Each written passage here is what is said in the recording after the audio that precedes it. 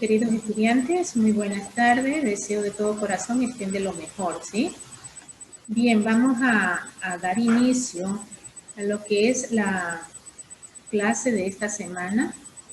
No sin antes, pues, desearles todo lo mejor, esperando, pues, que sea esta semana muy fructífera y que nuestro Señor nos acompañe siempre. Bien, en esta semana el tema que tenemos es la métrica o medida de los versos por su longitud. Tenemos como objetivo utilizar de manera lúdica y personal los recursos propios del discurso literario en la escritura creativa para explorar las funciones estéticas del texto. Bien, vamos entonces a continuar recordando la clase anterior. ¿Se recuerdan que hablábamos sobre lo del verso, verdad? Entonces decíamos que el verso pues es cada una de las líneas que forman una estrofa, ¿ya? Aquí le pongo un ejemplo nuevamente de lo que es una estrofa, ¿sí? En este caso pues tenemos una estrofa con 6 versos y cada verso con sus números de sílabas, ¿ya? Por la cantidad del número de sílabas pues luego nos va a determinar qué nombre toma cada verso. Bien, mis queridos estudiantes, las sílabas métricas se utilizan para medir la cantidad de versos que tiene, la cantidad de sílabas que tiene cada verso. ¿Sí? Existen algunas reglas para poder contar las sílabas de los versos. Como primera regla tenemos: cuando la última palabra del verso es aguda, se suma una sílaba, ¿sí? Tenemos que ver con qué palabra termina el verso. Cuando termina en una palabra aguda, automáticamente al verso se le suma una sílaba. ¿Por qué sucede esto? Porque como termina en una sílaba acentuada, como que da larga la palabra, y por ello se le suma una sílaba. También tenemos que cuando el verso termina en una palabra aguda, en una palabra grave, ni se suma ni se resta. Como segunda regla tenemos que cuando el verso termina en una palabra esdrújula o sobresdrújula, se le resta una sílaba. Y por último tenemos como tercera regla, cuando una palabra termina en vocal, dentro del verso, ¿verdad? Cuando una palabra termina en vocal y la siguiente empieza con vocal, estas dos sílabas se unen formando una sola. La H no es motivo para separar o para no proceder con una sinalefa. Si, por ejemplo, una palabra termina con vocal y la siguiente con H, por ejemplo, trabajo hoy. Sí, trabajo termina en O y empieza la otra palabra con H y hoy. Entonces, la H automáticamente no tiene valor alguno y lo que se unen las dos palabras, formando una sola. ¿Sí? Entonces, tenemos aquí las 3 reglas que me permiten hacer las medidas métricas de un verso. Bien, mis queridos estudiantes, seguimos. Para continuar, ustedes van a responder las siguientes preguntas. ¿Sí? Para responder la siguiente pregunta, pueden ir al texto de lengua y literatura de noveno desde la página 83, 84, 85. Ustedes van a encontrar material para que puedan responder la pregunta.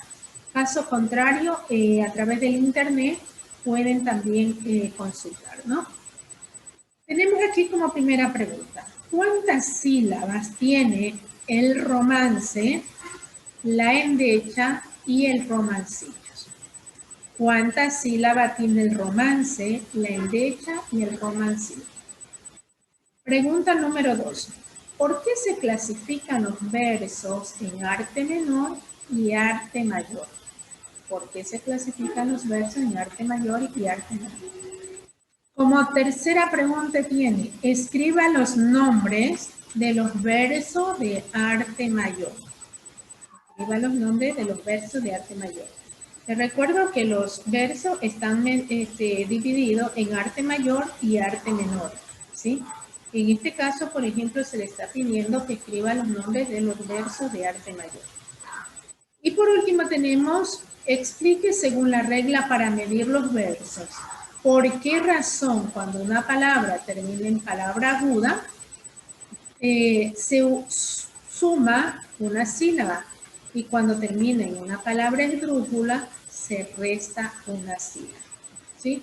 Ustedes realizan este trabajo y vamos a continuar con la clase. Recordándole que tienen que leer, tienen que indagar, tienen que sacar sus propias conclusiones para la próxima clase, pues ya tenemos conocimiento del tema que le estoy enviando en este momento. Bien, clasificación de los versos por su longitud. Por su longitud los versos se clasifican en arte menor y arte mayor, ¿sí? Los versos de arte menor son aquellos que tienen 8 sílabas métricas o menos, ¿sí? O sea, los de arte mayor van de los versos de una sílaba hasta 8 sílabas. Y cada verso tiene su propio nombre. Luego tenemos los de arte mayor, que van desde los versos que tienen 9 sílabas hasta 14 sílabas. Asimismo, cada uno de estos versos tiene su propio nombre. Bien, los versos por arte mayor, como les decía, son los que empiezan a partir de las que tienen 9 sílabas, y los que tienen 9 sílabas se llaman hemiasílabos, ¿sí? Los de 10 sílabas tienen decasílabos.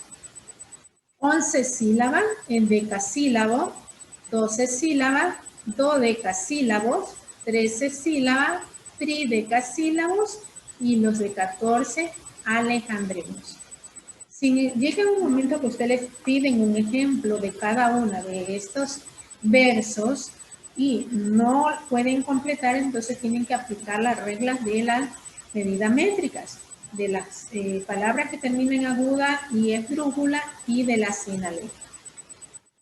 Bien, mis queridos estudiantes, les queda como trabajo para la siguiente clase, deben de traer el siguiente poema dividido en sílabas y según la cantidad de sílabas le van a colocar su nombre, ¿sí? El molino del amor, ¿sí? Separan en sílabas. Al, mo, li, no. Del amor. Entonces aquí tengo 1, 2, 3, 4, 5, 6, 7. Como tiene 7 sílabas, entonces tengo que ponerle igual a 7 y le colocan el nombre del verso aquí. Asimismo comienzo a contar la siguiente y pongo el número de verso y el nombre aquí. Sucesivamente tienen que hacerlo con todo el verso. Mis queridos estudiantes, deseo que todo les vaya muy bien en esta jornada. Traigan bien preparado el tema y procederemos a hacer actividades en la próxima aula de clase. Que Dios me los bendiga. Muchísimas gracias por su atención. Pues les deseo de todo corazón lo mejor en esta semana. Bendiciones.